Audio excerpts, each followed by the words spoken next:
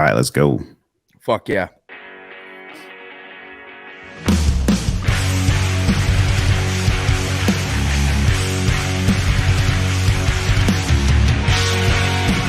Woo! Prop Nation, NFL Week 1 coming into Sunday. It's Saturday morning here in Ontario, and it's what, Saturday night? Nearly Sunday morning, man. Nearly Sunday morning. We got John. He's just hanging out by a thread right now.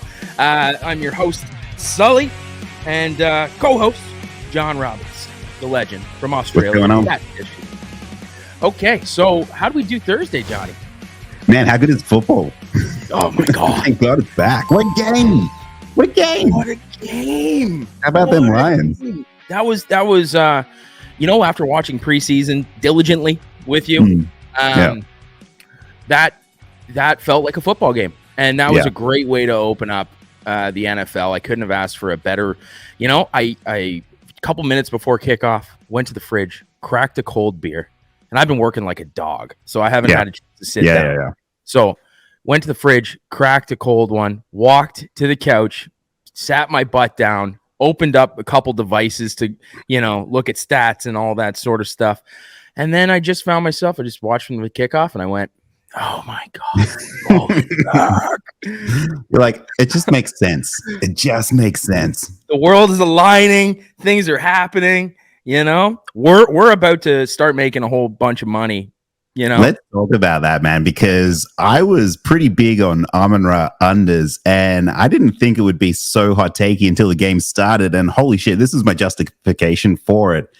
I mean, Amon-Ra, the last 5 weeks of last season, he only went over his implied prop line once, and every other time he was going under, especially on the catches. But when he got to 71, I was starting to sweat because we were big on 75. I said 80. If you can get under 80, do it. 75 was the risk, but wow, what a hit in the end. That was, John, that was a great call. I was in full support of that pick. You were in support. You weren't tailing me? Thank God. No. The thing is that I did have it on it was a small parlay, like a free bonus bet to start the no sweat from DraftKings. Shouldn't be giving free shout outs, but that was a great promo for this weekend.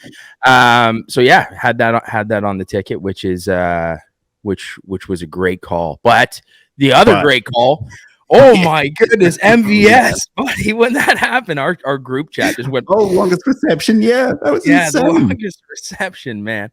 I was saying, okay, so they wanted him to get 35 yards. So even if he had one catch, he can get 35 yards with that one catch. And what did he get? Like 34? Was it 33? Yeah, it was big, but the fact that he only needed 17 and a half, and just like we explained in the show, you can kind of just see it in the game script. You know that Mahomes is going to have to take a couple shots. Yeah.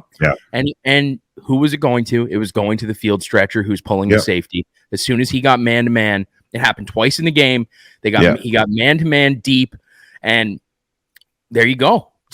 Give the guy the ball. He was the only one stretching the field. Kadarius Toney got one reliable receiver. Kadarius Toney looked like a pony out there, and Sky Moore was non-existent, which I saw coming from a mile away. I didn't say anything on the show, but everyone was so bullish on him, and I thought to myself, Sky Moore is going to be a dud. Yeah, I'm complete stay away from him. He's done nothing to show me that I want any part of him in fantasy, in betting, in anything. He has that McCole Hardman role, and everybody every single year, including yourself, John, you were like, Hardman, he's got a shot. He's going to get the targets, and you know what? Maybe he'll break one and take one to the house. Yeah, you can't rely on 3-yard passes. For a guy to break 5 tackles and go score a touchdown, like it's just not viable. For making money, it's not. Anyway. Hey, but with all the good does also come the bad. We've got to talk about Jamir Gibbs. I just want to talk about him just for a brief second because I think the books did make a lot of money on Thursday night. Let's be honest. Everybody I know, every single person in my contacts list, everybody, literally the whole world was on Jamir Gibbs for over his receiving totals. And I feel bad for leading the horses to the water and forcing you to drink. Yeah. I shouldn't have forced you to drink. It was so juicy, and they knew it. And you know what? My one rule of betting is, my number one rule at the very top is, rookies first game, just don't even, no matter what, just don't bet them. Just see what's going to happen. Just do not touch them. And we all got so horny for Jamir Gibbs. But it seemed like the prime time for that rookie curse to be broken. And after he caught that first reception, John, the guy looked like he was running 40 miles an hour. Like, he was electric. He had those 2 receptions, and you watch that and you go, why the fuck do you not give more opportunities to a guy that's performing like that? And look, I completely understand. They don't want to, they just want to give him a taste of it. It's his first action, but to put your season on the line, the game on the line for that, it seems like a long shot, but here we are. But you know what? We're going to go back to the well on him next week, because look at that. I am. You know how big I am on the eye test. And he absolutely passed the eye test. So I think we'll revisit him next week. But hey, we got the Monty over. That was sweet. That was a nice hit. The rushing we got over. We got Jared Goff's over on the completions. So that the attempts was what got me, because I had him at attempts. And I had him at 35.5, and he had 35. Oh, yeah, I saw your ticket. Yeah, that was a rough one, buddy. That was a 0.5er. Yeah. Woo, books got you. They got you good. They got you good. There'll be plenty more of those for the rest of the season to come. Oh, man. God, I don't want to talk about those moments. But, had him at 21.5 on the completions, and it was great. All right, let's get into week 1, man. All right, so how are we going to format this, John? You want to give me a quarterback, a list of quarterbacks, and then what we'll do is we'll pick one and we'll focus on it. I've got a few games on the board that I completely want to stay away from, but I have a couple here that I'd like to focus in. And I like this. Laying out this ticket with you instead of just building one and then telling the world. Let's for sure. Yeah, let's build this together. So I like what you're saying about, let's start with some games that we're lacking.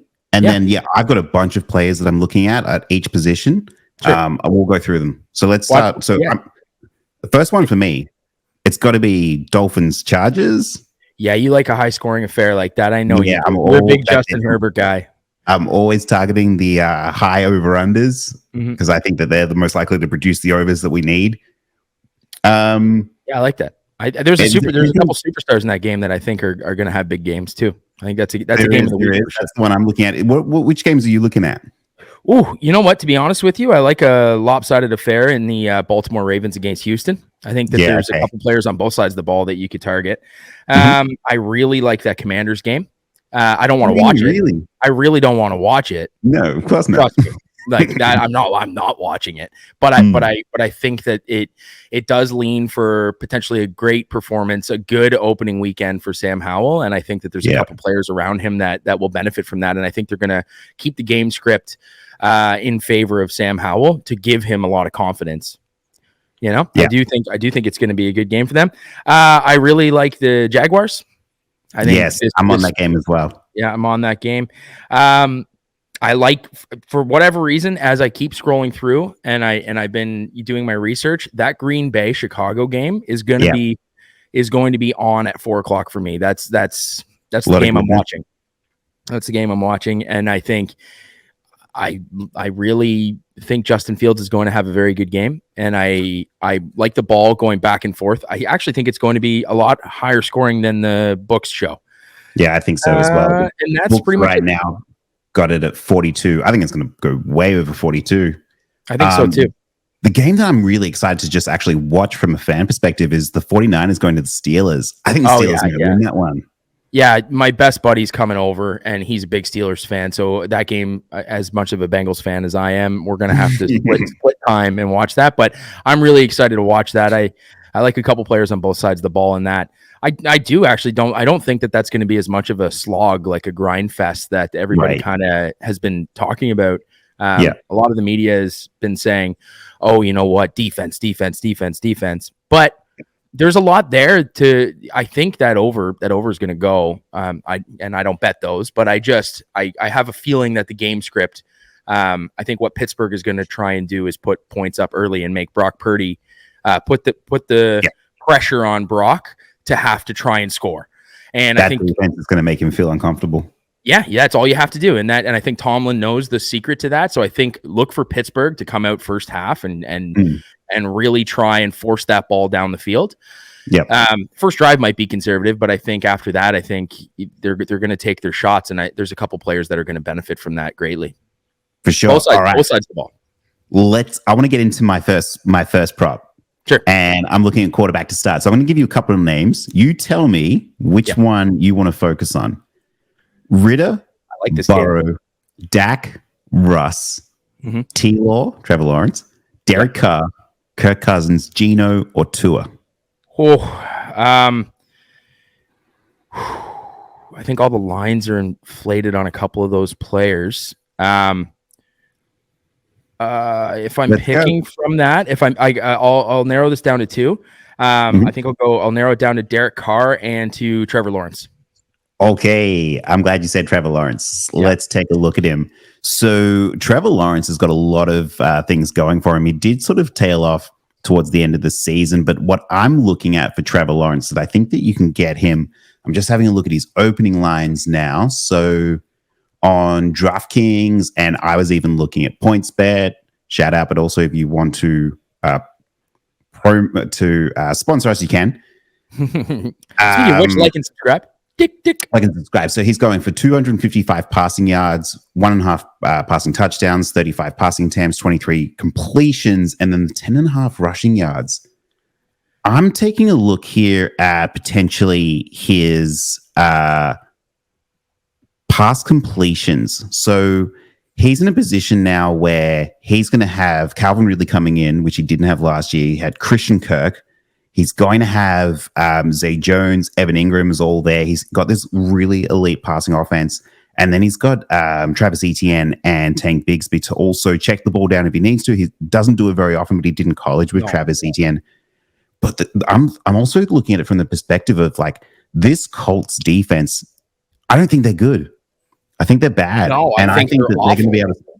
I think they're going to spread the ball all over the field. Mm-hmm. The thing we know about Doug Peterson as well is even if he gets out to a lead, he keeps like pushing it down. He doesn't ever take like a back seat and change his mind on anything and turn to the run. He keeps passing. So I think that they're going to come out and make a statement here. And so I'm looking at pass completions. Just quickly on Derrick Carr while we're looking at him. He's going to be tricky because the last time we saw him, he was obviously in Vegas. Now he is pass happier. It's a pass happier offense now. It is, but there was a period of time where you could get him for over passing attempts, and he was really solid at least 2 touchdowns per game as well. I don't think that's going to go away. I think he's got like no shade to Devontae Adams. He was great, but Michael Thomas and Chris Olave, I think they're going to slot right in perfectly. I'd be comfortable with overs, man. The thing with Derrick Carr is, let's have a look. He is going for 250 passing yards. I like that. 1.5 passing touchdowns, 33.5 passing attempts, and 21.5 passing completions. It's right in that ballpark that we want with him. Yeah. The only thing that scares me in that game is the clock. The clock for itself moving a lot faster. Yeah.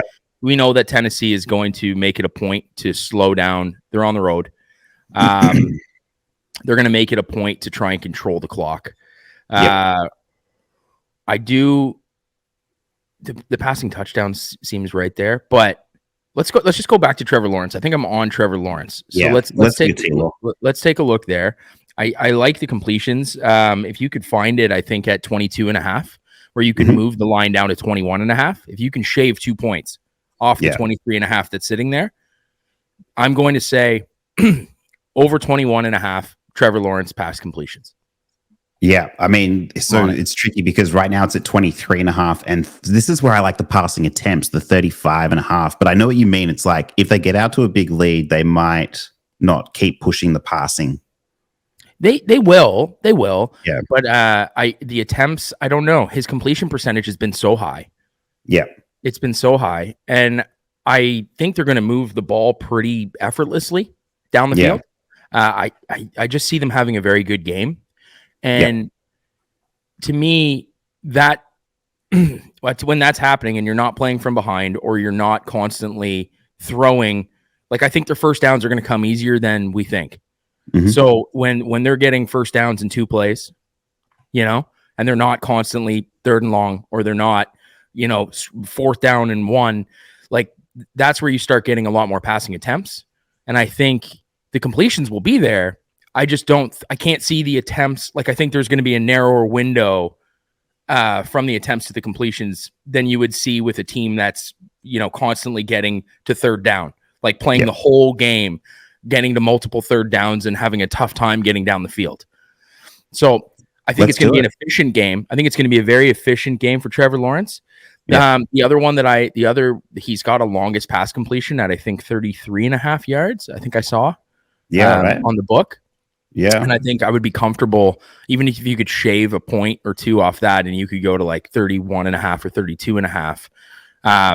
I would feel really comfortable, I think, locking those 2 together and making a little Trevor Lawrence package there at if you can get him at 21.5 completions. Now you have to move the lines here. So what I'm saying about that is when you go to look at a traditional book, the book will give you the number that Vegas has. You have the opportunity with a lot of books, and if yours doesn't have this, find one that does, because this is what's going to save your ass all season long. Because John was just talking about earlier how he got screwed from a 0.5. A 0.5. And if that was me that was making that bet, I would have moved that line down just for security. I don't get tempted by the massive payout when I'm building parlays. I don't. At the end of the day, I'm more content creating a better odd for myself to win this ticket and live to see another day and compound money. If you're constantly moving the units and you're flipping $1 into $1.80, you're able to continuously keep reinvesting that and creating a good bankroll. So for the sake of the education here, I'm going to say, do yourself a favor and find a line that you're able to move, book that you're able to move the line up or down, and you can move it up in some certain situations where you have a favorable matchup. But in this case, I would say move Trevor Lawrence down to 21.5 if you can get it on pass completions, and move down his longest reception from 33.5 down to 31.5. Yes, you're buying points. You're not going to get as good of a payout, but I think your odds for hitting that ticket are going to go through the roof.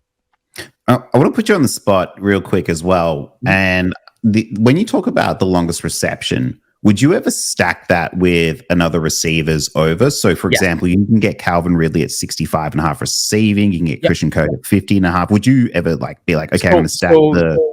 Yeah, I'm looking at that. I'm looking at that as well. And if I was going to do a same game parlay here with Jacksonville, I would do the Trevor Lawrence, the longest pass completion. Yeah, I would move that down. I would do his pass completions, and I would probably look at, hey, Calvin Ridley's got 60 something yards on his receiving total. I would knock that down. It would be 65.5 for very long as well. Yeah, but if you have the chance to jump in right now and knock that down to 63, 62, and then Calvin Ridley as well with his pass completions, is he at? I think he's at 5.5. 5.5. Yep. Knock him down to 4.5.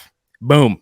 That's a proper, if you got a 4-banger like that. Now, parlays are difficult to hit, so you're not going to hit them all the time. But I think that's a same game parlay, a double player stack that I think if you think that Calvin Ridley, and did you see the training camp highlights of Calvin Ridley? Oh man. The guy is flying out there. Yeah, he's flying, and I know he's chomping at the bit. And I know that Trevor Lawrence has immediately gravitated towards him. Yeah, I think, you know what, game speed is a little bit different. He's been off for a whole season, but I think if he can hit him early and often, and they can try and start building up the score, which I think is what's going to happen, and Doug Peterson's not going to take his foot off the gas pedal. I like Calvin Ridley in that situation. All right, bud. Give me your first prop. Oh, sorry, it might be your second actually. Well, yeah. Well, I mean, so Was that me validating your picks, or what was that? What did I just do? No, I think you've given a few good ideas there. I'm happy with that. Let me go to my next one. Okay. We're going to turn to the running backs now. So, Joe Mixon, Nick Chubb, Tony Pollard, Damien Pierce, Travis Etienne, Josh Jacobs. I like the teams that I think are going to be playing from behind with those running backs, not running the ball. I like the catching the ball. Mm-hmm. And Kevin Stefanski came out and said that Nick Chubb is a very versatile running back. And we haven't explored everything to his game. You haven't seen the Nick Chubb that Stefanski has seen. And what I think is they're going to get him more involved in the passing game. Mm-hmm. If Nick Chubb's, I haven't even looked at the line, but I'm going to tell you right now that it's probably 9.5 or 10 for his receiving totals. I can tell you that Nick Chubb is currently at 10.5 receiving and 1.5 receptions. My God, give me that.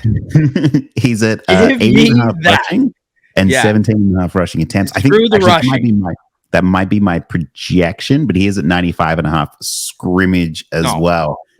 Just keep me away from that. I'll take the 2 pass completions all day long, and I'll take if I can move that line to 9.5 for receiving, 2 pass completions, 9.5. I'm going to be honest. I'm struggling with this one because I think maybe it's just that Jamir Gibbs burned me so much, but I feel like I need to see it before I bet it with Nick Chubb. And I've been totally bought in. Like, if you listen to me on another podcast, I said that Nick Chubb was going to be Offensive Player of the Year because I really think he can do that, what Derrick Henry tried to do a couple of years ago and get to that 2,000 scrimmage mark. Yeah. And I think he could do it. But I'm more looking at him on the ground at the moment. Oh, you're dangerous, John. You're dangerous. I don't know. Against that Cincy rushing defense?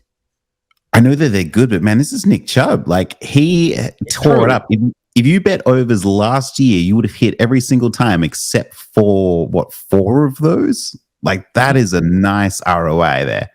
If you really want, you could probably even take the scrimmage yards as well, which he only missed out on 4 times, and it was in the same games. There was a few really brutal weather games last year as well that they played up there in Cleveland. Yeah. So I would not be surprised. Like, I'm feeling pretty good about the scrimmage yards. I don't always the rushing yards. I don't always try to go for the scrimmage yards because usually you have to buy 5 or 10 yards. Mm-hmm. I usually like to plant my foot in the ground, but the 10, I don't know, the receptions, we'll see. Yeah. I mean, to each your own. I think that this is going to be a very tough game for Cleveland. I mean, I'm a Bengals fan, so maybe I'm just a homer and I'm speaking with my heart. Do you think that DeSean Watson's going to check down that much to him at all, or do you think they'll be designed for him? No, I do. I think that Cincinnati's going to make DeSean Watson's life a living hell. I think they are going to send pressure all game long. And the reason is he did not respond well to pressure last year. So if you're going off of tape, if you're going to go off of tape from last year, DeSean Watson looked like a deer in headlights when he was being chased down in the backfield. Right. He didn't look like himself. And I mean, he's had a whole offseason to get working. But I think if you're Stefanski and you are trying to create a successful plan for DeSean Watson, you are going to want to get that ball out fairly quick. I don't think he's going to have a lot of time to step back in the pocket and make good decisions because I honestly see an added linebacker always, constantly.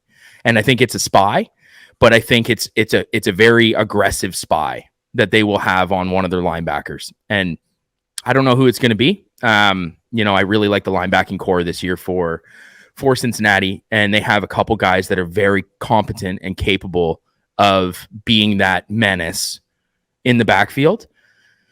So do you think Cincy will win the game? Yes. Oh, okay, cool. All right. I'm into that. I do. Think they're underdogs at the moment, aren't they? Nope. No. They're favored by 1.5. Yes, you're right. I think they're going to win the game. I mean, It also feels like one of those games that could be a tie game. 48 over under. Ooh, that's way higher than I thought. 48. The over under at the moment is 48. Yeah, I don't think it's going to be a high scoring game. Oh, you think under? Okay. Yeah, that's why I didn't say Joe Burrow when you gave me the list of quarterbacks, because I'm off of it for this game. I was going to say my Burrow one was 2 passing touchdowns. Okay, yeah. I mean, I could see that. I could see that, and I like Joe Mixon in that situation. Even getting a receiving touchdown, but I'm not taking it though. So don't follow. For what it's worth, DeSean Watson's lines are passing yards 235.5. What is it? 235? 235. Yeah, I would move that up to 241, and I would take the under. Yeah, okay. Attempts, he's at 31.5. Completions, he's at 20.5. And rushing yards, he's at 25.5. I don't mind that over 20.5 completions. I think that's doable. Yeah, maybe. They're gonna struggle. Cleveland's gonna struggle. Yeah. All right. So I'm telling you, my heart and my mind are lining up here, and they're saying Nick Chubb. I don't want your heart. I want your gut. Your gut is what wins money. Yeah, it's true. But this is the gut. This is where it's like a balance. It's a coming together. I feel like Nick Chubb over 10 receiving yards and the over 1.5. If you can knock that down to 1 flat. Yeah. I don't think can you ever? I don't know. Yeah, you can. Yeah. There are books out there where you can 1 plus, 1+ where you can move that needle. And all right. Jeez, I mean, that's a tasty pick for me. With what you said to me with Amon-Ra last episode, I'll say to you with Nick Chubb and receiving, I fully support your mission. I'm not going to bet it. I ended up taking it, John. I ended up taking it. Yeah, true. Okay, you will too. You will too. Tomorrow morning, you're going to be like, Sully seemed pretty confident about that. Okay, hold on. And then you know what? Yeah. You said Damien Pierce. I did say Damien Pierce. Yeah, so Houston's going to be playing from behind the whole game. There's no way that they're not going to be playing from behind the whole game. Tell me what his receptions are. Let me have a look at last year. So he did finish the year injured, but man, he was undervalued pretty much all season. If you were betting overs outside of receptions, you'd be happy. What line were you after at the moment? Damien Pierce is receiving. What are his receiving? 2.5 receptions, 15.5 receiving yards. Yeah, I would be comfortable just taking both of them. Yards, 13.5 attempts, and 75 scrimmage yards. No, screw the rushing. Give me the receiving, and I would take both of them. Okay. I wouldn't even move the line. I think those are good. I also think that they're going to rely really heavily on Damien Pierce and Devin Singletary in this one, given that it is Stroud's first game. They're on the road against the Ravens, who are probably going to dominate them. I think they're going to dominate them. They're going to dominate them. The Ravens are no joke this year, and I hate it as a Bengals fan. But the Ravens are going to beat the absolute piss out of the Houston Texans. Yeah, man, I've got a Ravens Super Bowl winner futures ticket. So. I don't blame you. That team has something going, and I think they're honestly going to beat the hell out of the Texans. And I think the books know that everybody's banking on it, and I think that this is one that the books just lose. I'm surprised that the actual line for the game isn't -14. Right. You got to remember. So think about last year with the Texans, and I understand this now. So. Think about when the Eagles came to play the Texans. I think they were in Houston on that. It was like a Thursday night game or something. I can't remember. Yeah. And the line was -14 for the Eagles. Yeah. And anytime the Texans were double-digit underdogs, they covered all of them last year. They are notorious for covering. Right. So even though we think of them as they're shithouse, they're not going to do anything. They do cover though. Backdoor covering where there's a minute and a half left in the game. And you're watching and you're like, oh, we're good. We're up by 17 right now. And there's no way the Texans are the Ravens are going to close this out on the ground. I like J.K. Dobbins in this one, by the way. I do. Because I need to see him as well. But think about the final game of the season last year for the Texans. It was a Davis Mills Hail Mary touchdown to give the Bears the number 1 pick. How many people did that piss off? Yeah, you know what I mean? This is what they do. This is why they do. This is why they're just under double digits, I believe. John, you're right. This is what they do. And I, love it or hate it. This is what they do. The Houston Texans. Like, they're not going to win the Oilers. Game, but... Yeah. Okay. So I like those two. I like those two running backs for the receiving totals. All right. Let's finish with wide receiver. I'll give you some names. So Calvin Ridley, we've already kind of talked about. Yeah, I like that. I had Christian Watson here, but he's not playing. He's ruled out. So don't worry about him. You could move that to Dobbs. Like, you could move that to Dobbs. I do think Romeo Dobbs. Yeah, the problem is they've got nothing on Dobbs to give you. But you no, it's fair. I mean, I like that game in general. I like both sides of the ball. I think there's a lot of people that are down on DJ Moore, and I still think he's going to have a half decent game. Right. Okay, so here's my names: Van Jefferson, Mike Williams, Deontay Johnson, Amari Cooper, TJ Hockenson. None of them. I'll just give you the floor. You talk about one of them. Just go. I don't like any of them. I'm giving you Mike Williams, and the reason I'm doing that is because they're going to be matched up against the Dolphins, who do, whether you like it or not, have a few issues at injury going on right now. It was Teron Armstead has just been ruled out of the game. Yeah. From the O-line. Not that we really care too much about that, because I'm on Mike Williams because we've got to think about Javon Hargrave, who's going to be on one. Sorry, not Javon Hargrave. That's for the Bucks. Javon Holland is going to be out there, and Xavier Howard. But the third guy that we're not thinking about in place of Jalen Ramsey is one Eli Apple, who gave up. This is according to Hayden Winks from Underdog. I was listening to the other day. He was something like the 7th most receiving yards to wide receivers last year throughout the entire season. Mm-hmm. So I have this theory that with Javon Holland on Keenan Allen and Xavier Howard running the safeties, Eli Apple is going to be matched up on Mike Williams, and I think Mike Williams is going to destroy him. Yep. He was also hitting all of his overs last season, we can see. And then the other thing is, so you can bet on Keenan Allen if you want. You'll get him for 70.5 receiving yards at the moment and 6.5 receptions. But Mike Williams, he's at 60.5 receiving yards and 4.5 receptions. I'm comfortable with both of those over. Yeah. The superstars in this game feel like they're going to come out to play, right? Give me a shootout. You think you believe so? I believe so. I think the rest of the world believes so. I think those are the two players. Those are the two players to target. I mean, I wouldn't be surprised if WR3, whoever that ends up being, that comes out on the field. Do we know if it's Palmer or if it's Quentin Johnson? Apparently Quentin Johnson has not been not that he hasn't been looking too good. I think they want to take their time with him, though. So I think it'll be Josh Palmer. Yeah. Or so it's Palmer. As we say in Australia, Palmer. Palmer.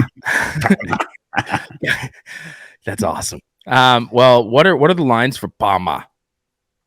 I don't have them right now. I'm guessing, though, based on last season, they'll be about 40.5 and 4.5. So why don't we just take a quick look at that? Because I will make a contrarian play to what yours is right now. And I'd like the superstar on the other side of the ball, Mr. Tyreek Hill. I would only do him in like an underdog. That sounded terrible. I would only. That's a blooper. I would only, use Tyreek Hill's services, and I would have shares in him in underdog. If I was building a lineup there, I think, or potentially in like a DFS situation, like owner's box here in Ontario. But let me go take a look at the receiving yards here. Just quickly while you're doing that, I just want to give a quick shout out to TJ Hockenson. I know you weren't talking about him, but last year, once he joined the Vikings, he was smashing it. And I think that was because the expectation was quite low for him to be on a new team. So right now, for this weekend, if you want to get him, it's a 50.5 receiving and 5.5 receptions. He went over he was having plenty of catches last season, which you can get. I think I prefer the 50.5 if you want to take it. It's starting to get a bit higher than what I want, but I just wanted to give him a quick shout out. Good. Okay. Josh Palmer has 30.5. Yeah, I'll take that. I would take that. I would also take his over 15.5 longest reception. Right. Yeah. I mean, Herbert's going to be airing it out. He's got to be. Yeah. They want to make a statement in this game, I feel. Yep. Josh Palmer, over 15.5 on the longest reception. I love that. Okay, and now I got another sly one. Another sly one coming from a game that I didn't mention that I was looking at, but when you said Van Jefferson, it immediately made me think about the contrarian play to that, which is on the same team though. Puka Nacua. Oh, we just talked about rookies. Yeah, we just talked about rookies. He's primed for a 2.5 reception, over 2.5. Puka Nacua. I love saying it. Puka Nacua. Over 2.5 receptions. Book it. You know who I'm really interested in this game is Tyler Higbee. He's at 45.5 receiving. I haven't got a receptions line for him yet, from what I'm checking, but I think they're going to utilize him a lot in this game because Seattle last year was not good against the tight end. Now, look, things could be very different, but also like these two teams, they play each other so closely all the time, no matter who's good and who's bad. There's only been one game in the last 10 years that's been, I think, that finished in double-digit win. The rest of them have all been within one score. So, hey, on the depth chart, can you do me a favor? Can you pull something up? Can you maybe just go to like Our Lads or something like that, or ESPN? And if you can go to the Los Angeles Rams, and you can pull that up on the screen. And we're going to take a look at the wide receiver depth chart here. Yep. I'm going to be honest. It's probably going to be pretty bare. That's what I'm saying. So I want to just take a look at this for a second. And then we're going to take a look in a big red there. Yep. So who slotted into that same position with Cooper Kupp? It's Ben Skronik. Ben Skronik, man. But look at that wide receiver too. Tutu Atwell. You kidding me? Yep. That's an embarrassing wide receiver core. No offense. Honestly, they're better receivers than I will ever be. They're better receivers than anybody that's listening. Quarterback. Apparently Stenson Bennett's injured. What is going on? Yeah, they don't even have who's their number 3? Is there like an emergency, like the emergency backup quarterback? I know that everyone's really on the Cardinals doing the tank job. I think is Cam Akers the emergency backup? I think Rams are low key tanking harder than the Cardinals are, and I think people are just not paying it any attention. It's gonna be so bad. They want Caleb Williams so bad. I mean, I would be content with Stafford to move on in the future, but I think Matt Stafford's not content with Matt Stafford being in LA for the future. Right. No, you know what? I didn't realize. I thought that it was Puka Nacua that was behind Cooper. But so Ben Skronik, that's also another one that's pretty juicy because if he's running the routes that Cooper was, that'd be an interesting one too. But I'm still on Puka Nacua. Still on him. For sure. These Tutu Atwell at 30.5 receiving yards is also semi-interesting because he just needs one bomb, just needs to burn the Seahawks DBs one time, which I think he can do. Okay. Now we got to go to tight end. Yep. We got to go to tight end. And you give me what you think. So I did briefly talk about TJ Hockenson as my only guy. The thing with tight ends is like, I mainly try to clump them with what are the receiving options? I mean, like there's plenty of stats out there for which teams are bad against tight ends. I think Cardinals have been really bad against tight ends for the longest time. So if you're still Logan Thomas truther, it's out there for you. But I think even though like TJ Hockenson, he's going to open with some heavy lines. What do you think about this Bucs defense? Do you think that like going on the road to Minnesota, how do you think that'll fare for them? You know what? That game seems like a favorable game for both sides of the ball. It seems like a typical September Minnesota game. And what I mean by that is that Kirk Cousins will have a good game and it'll be the most mediocre thing you'll ever see. And all the stat lines will be the most mediocre thing you'll ever see. And it'll be a whole bunch of receivers getting mediocre receiving numbers and, 2 completions or 2 receptions, 3 receptions. Justin Jefferson, 7 receptions. Mediocrity wins games. It does. It makes money and it wins games. Yeah, I don't know about I would stay away from Kirk Cousins. Like if I'm doing anything, I'm trying to juice the line up and then take the under. If I'm doing anything on any player in that game, Any player. I'm not saying it'll be the case this season, but last year he was printing money with overs. Okay, I'm going to give you my tight end pick. Go. And I like Luke Musgrave. Okay. At Green Bay. That's a good call. Bears are not very good against tight end last season. We'll see how they go.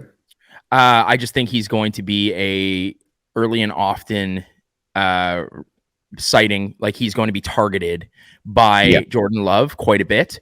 Christian Watson. Yep. And Christian Watson, what was his skill, John? What is his skill? It was going long most of the time. Going long. What does going long do? On the outside.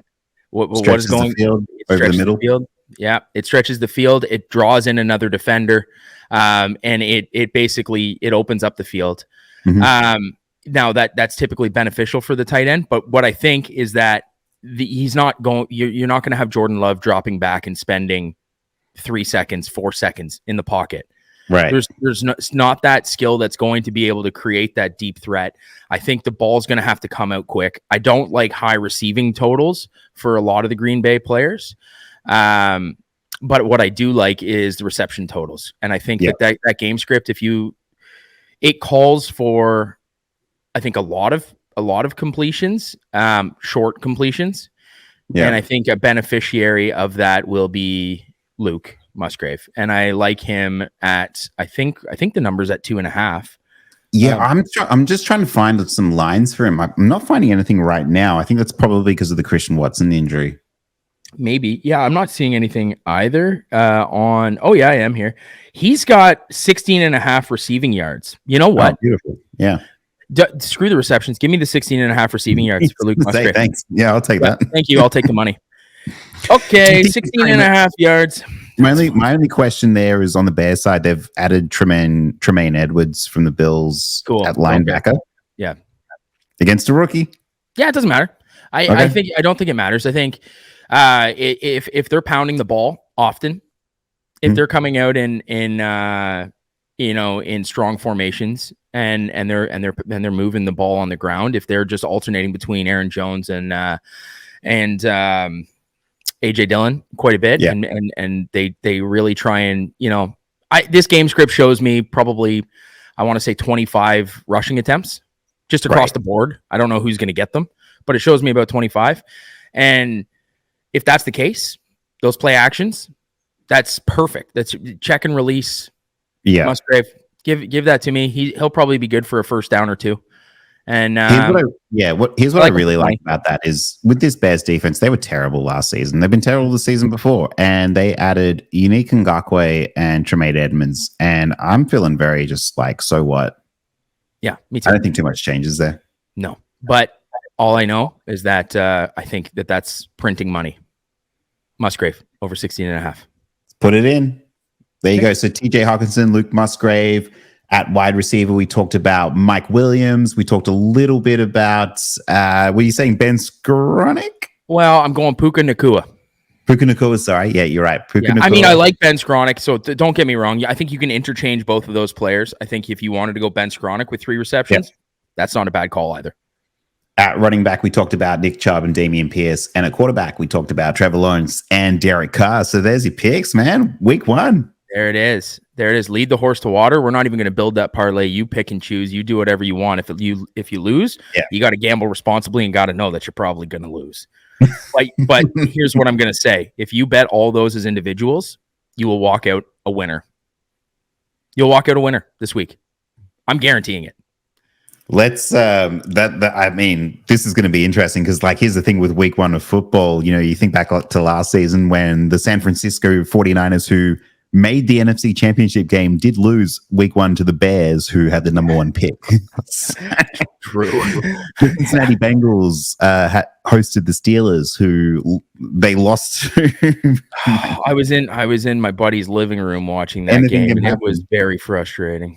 Yeah, man. All I can say is I'm ready to get hurt again. Yeah, and win money. And I mean, I can't wait to build a couple parlays here. I can't wait to play a couple singles. This is what this is all about, man. This is what football's all about. So like and subscribe. Keep watching the content. We thank you all for following along and watching so far. we're a few weeks in. We're getting through the kinks. John and I got a thing going here. So follow us for the whole season, and let's hear in the comments what your picks are.